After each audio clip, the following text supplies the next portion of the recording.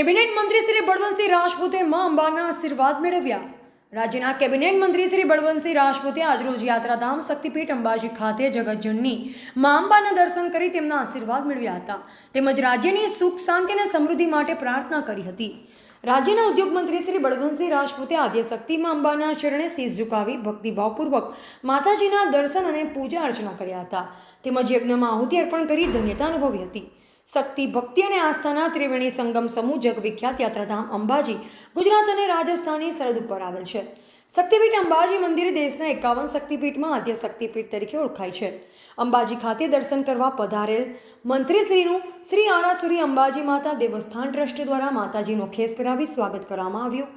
અંબાજી મંદિર ખાતે મંત્રીશ્રીએ મંદિરના ગર્ભગૃહમાં માં અંબાના દર્શન કર્યા। અંબાજી મંદિરના મારા દ્વારા મંત્રીશ્રીનું માતાજીની ચુંદડી ઓઢાડી બહુમાન કરવામાં આવ્યું હતું। ત્યારબાદ મંત્રીશ્રીએ માતાજીની ગાદી પર જઈ ભટ્ટજી મહારાજના આશીર્વાદ મેળવ્યા હતા। આજે મા અંબેના દર્શન કરીને આનંદ અનુભવું છું।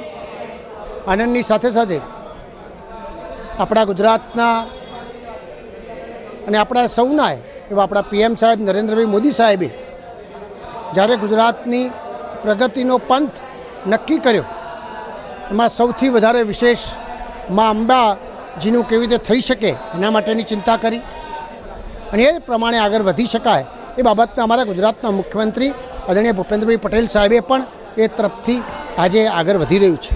જે મને કહેતા એ વાતનો આનંદ છે કે સમગ્ર ગુજરાતની અંદર 1,65,00,000થી વધારે યાત્રાળુઓ મા અંબેના દર્શને આવે છે। એની મનોકામના અહીંથી પૂર્ણ થાય એ શ્રદ્ધા સાથે અહીંથી જાય છે। આવનાર સમયમાં હજીએ પણ મા અંબે માતાજીના આશીર્વાદથી, ભક્તજનોના સહયોગથી આજે પણ ગુજરાત સરકાર અને કેન્દ્ર સરકાર હજીએ પણ કરોડો રૂપિયા, એટલે કહી શકાય 2,000 કરોડથી વધારે રૂપિયા અહીં આગળ કદાચ આ વિસ્તારમાં ડેવલપમેન્ટ થશે અને સમય વર્તે કદાચ અંબાજી એ ભારતમાં ભવ્ય હશે એવી મને ચોક્કસ શ્રદ્ધા છે।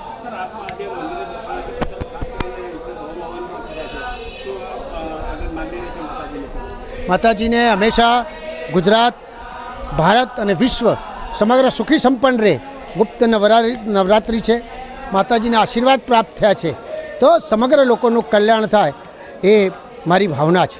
રિપોર્ટર મનુ પરમાર, સંબંધ ભારત ન્યૂઝ, દાતા અંબાજી।